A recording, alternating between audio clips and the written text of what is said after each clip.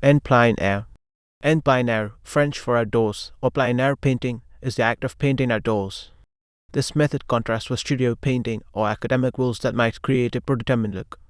The theory of en plein air painting is credited to Pierre-Henri de Valenciennes 1750-1819, first expounded in a treatise entitled Reflections and Advice to a Student on Painting, particularly on landscape 1800, where he developed the concept of landscape portraiture by which the artist paints directly onto canvas in situ within the landscape. It enabled the artist to better capture the changing details of weather and light.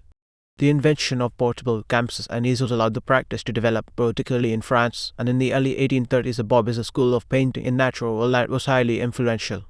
Amongst the most prominent features of the school were its total qualities, color, loose brushwork, and softness of form. These were variants that were particularly relevant to the mid-19th century Hudson River School and to Impressionism. History. Before the 19th century, artists had mixed their own paints from raw pigments that they often ground themselves from a variety of media. This had made for inconvenient portability and kept most painting activities confined to the studio. This changed in the 1800s when tubes of oil paint became available, allowing en plein air painting to become viable for many artists. In the 1830s, the Barbizon school in France that included Charles-François d'Aubigny and Theodore Rousseau used the practice to accurately depict the changing appearance of light as weather conditions altered. In the early 1860s, four young painters, Claude Monet, Pierre-Auguste Renoir, Alfred Sisley, and Frédéric Basil, met while studying under the academic artist Charles Clair. They discovered that they shared an interest in painting landscape and contemporary life, and they often ventured into the countryside together to paint in the open air. They discovered that they could paint in sunlight directly from nature, and making use of the vivid synthetic pigments that were available, they began to develop a lighter and brighter manner of painting that extended further the realism of Gustave Courbet and the Barbizon school. It was radical practice at its inception, but by the later decades of the 19th century the theory had been absorbed into normal artistic practice. There were artist colonies across France, such as the one at Etaples on the Côte d'Opale that included landscape impressionists Eugene Chiguet and Henri de Sedina. The latter artists specialized in translating nocturne light to canvas using oil and pastel. The Macchiali were a group of Italian painters active in Tuscany in the second half of the 19th century who, breaking with the antiquated conventions taught by the Italian academies of art, did much of their painting outdoors in order to capture natural light, shade, and color. This practice relates the Macchiali to the French Impressionists who came to prominence a few years later, although the Macchiali pursued somewhat different purposes. Their movement began in Florence in the late 1850s. In England, the Newland School was also a major proponent of the technique in the latter 19th century. There were lesser-known artist colonies practicing, including a loose collective at Amberley in West Sussex centred around the parish-trained Edward Stott who produced atmospheric rural landscapes that were highly popular among some late Victorians. The movement expanded to America, starting in California, then moving to other American locales notable for their natural light qualities, including the Hudson River Valley in New York. The act of outdoor painting from observation has been continually popular well into the 21st century. Why is the plein air principle of painting so attractive? When we do a search about a phenomenon plein air painting, it is a line of painters from the 19th century that comes to our mind, and Claude Monet depictions of Notre Dame Cathedral is maybe one of most illustrative as it plays around the same motif alternated with changements of light and color during different hours of a day. Claude Monet was a French Impressionist painter known for his commitment to plein air landscape painting and his use of light and color to express his perceptions of nature. Different artists have aborted differently this phenomenon, but in any case his works are showing freshness and luminosity effects. Alfred Sisley, consistent of the Impressionists in his dedication to painting landscape en plein air, Charles-François d'Aubigny, landscape painter of the French Barbizon school who anticipated the plein air innovations of Impressionism, Marie Bracquemont, French painter, Henry Scott Tuck, English painter and photographer, Jean-Baptiste Camille Corot, who simultaneously references the neoclassical tradition and anticipates the plein air innovations of Impressionism. Netherlands painter Gerard Bilders was frequently painting in plein air with Dutch painter Anton Mauve and Willem Maras around the village of Oostenrijk. Gabriel Munter was a German painter who was influenced by plein air painting and the Expressionist movement. Edgar Degas was a French painter known for his use of plein air techniques and his focus on movement and the human form, especially in his ballerinas. Eustache Deschamps was a French poet who wrote about the natural world and the beauty of the outdoors.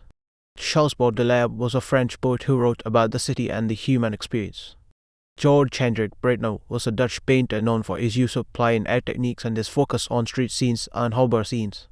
From that line of traditional painting specifically executed in plein air, we can speed our travel in time towards contemporary actions towards sustainability, recycling, upcycling, so we are jumping a gap of time towards contemporary artists.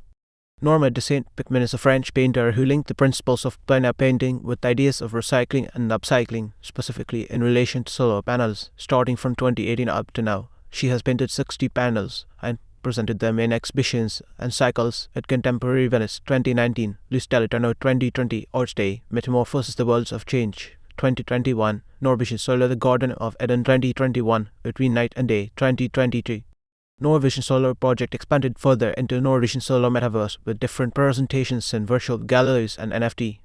Equipment and challenges. It was during the mid-19th century that the box easel, typically known as the French box easel or field easel, was invented. It is uncertain who developed it, but these highly portable easels with telescopic legs and built-in paint box and palette made it easier to go into the forest and up the hillsides. Still made today, they remain a popular choice even for home use since they fold up to the size of a briefcase and thus are easy to store. The portrait box is a compact box that allows the artist to keep all the supplies and palette within the box and have the work on the inside of the lid. Some designs allow for a larger canvas which can be held by clamps built into the lid. There are designs which can also hold a few wet painting canvases or panels within the lid. These boxes have a rising popularity as well. They are mainly used for plein air painting. They can also be used in the studio, home, or classroom. Since portrait boxes are mainly used for painting on location, the canvas or work surface may be small, usually not more than 20 inches 50 cm. Challenges include the type of paint used to paint outdoors, animals, bugs, onlookers, and environmental conditions such as weather.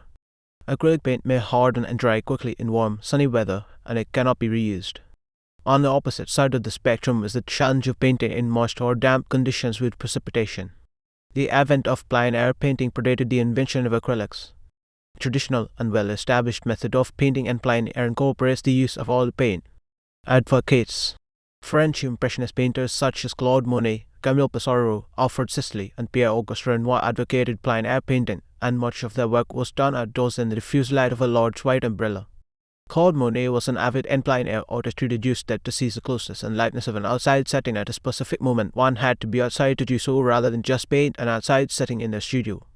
In the second half of the 19th century and beginning of the 20th century in Russia, painters such as Vasily Polnov, Isaac Levitin, Valentin Serov, Konstantin Korvin, and I. East Rabor were known for painting in plein air. But enthusiasts of plein air painting were not limited to the old world. American Impressionists too, such as those of the old line school, were avid painters in plein air. American Impressionist painters noted for the style during this era included Guy Rose, Robert William Wood, Mary Danielle Morgan, John Gable, and Arthur Hill Gilbert. In Canada, the Group of Seven and Tom Thomson are examples of plein air advocates. Notable artists selected. Peter Seitz, Adams Frederick Bassel, Hemi Beaver, Ralph Wallace Burton, Mary Cassett, Jack Assaintel, William Eyre, Chase Eugene, Chickett, Robert Cleany, John Constable, Lovers Corinth, William Didier, Bauget, Rackstrode, Dan Scolito, Francesco Filippini, David Gallup, Antonio Lopez Gosh, Arthur Hill, Gilbert Vincent, Van Gogh, I. East. Bravo, George Hetzel, Winslow, Homer, George, Ines, Constantine, Corvin, Henry, Selena, Isaac Leviton, Theodore, Liggett, Machiavelli, Marvin, Mangus, Frederick, McCubbin, Stanislaw Maslovsky, Willard Odd Metcalf, Claude Monet, Bert Mozart, Edgar Payne, Robert Anton Pynchon, Camille Pissarro, William Preston Phelps, Vasily Polnov, Pierre Augustin Wall, Tom Roberts, Guy Rose, John Senna, Sargent, Valentin Self, Alfred Sissy, Matthew Smith, Tim Soliday, Jochen Soul, Edward Stott, Arthur Streeton, Anthony Thiem, Tom Johnson, Henry Scott, Duke Andrew, Winter, Robert William Woodbury, Agnes Jukes. Images. Filed Pigeon Point Lighthouse to JPG artist working in plein air using a portrait box of Pigeon Point Lighthouse in California. Filed plein air painters at Long Pond, Ringwood, NJ, JPG and plein air painters painting in Ringwood, New Jersey. Artists are using a French easel on the left of picture and a portrait box on the right. File Winslow Homer, artist sketching in the White Mountains, JPG Winslow Homer, artist sketching in the White Mountains, 1868, all on panel, 24.1 times 40.3 cm, Portland Museum of Art. File Camille Pissarro, Hema, Oxen Barons, to Pontus, 1872. JPG Camille Pissarro, 1872, Hema, Oxen Barons, de Pontus, all on canvas, 54 times 74 cm, private collection. File Henry Beaver, Con 1905-6, Martin Villeneuve, Salon 1906, postcard original painting, oil on canvas, 151.1 x 125.1 cm, private collection, JPEG Henry Beaver, c. 1905-6, Martin Villeneuve from Water's Edge, oil on canvas, 151.1 times 125.1 cm. File Claude Monet in the Woods at Gavini Blanche, Hoscaday at our easel, with Susan Hoscaday reading Google Art, project, JPG Claude Monet, 1887, In the Woods of Giverny, Blanche Hoskidé Monet, a third easel, with Susan Hoskidé reading, all on canvas. 91.4 x 97.7 cm, Los Angeles County Museum of Art file, Auguste Renoir Mount of Saint Victor 1980.12 14 Yale University Art Gallery JPG Pierre-Auguste Renoir c. 1880-89 Mount of Saint Victor, all on canvas, 53 x 64.1 cm, Yale University Art Gallery file, A Montigny Saint Victor Vue de la Carrière Barbizon, Paul Cézanne, JPG Paul Cézanne c. 1897, La Montigny Saint Victor Vue de la Carrière Barbizon, oil on canvas, 65.1 times 81.3 cm, Baltimore Museum of Art file, worked out Monty Victor, JPG Alt equals painting Montigny Saint Victor with worked out painting Cézanne's Mountain Montigny Saint Victor with worked out file just outside Topmas Studio at the Custom House, but 1805 and is located at 8 Central Street, Salem, MA 1970 JPG Thumb Right Topmas Studio, Salem, Massachusetts, and by an artist and wood carving expert John Padinkowski at his studio.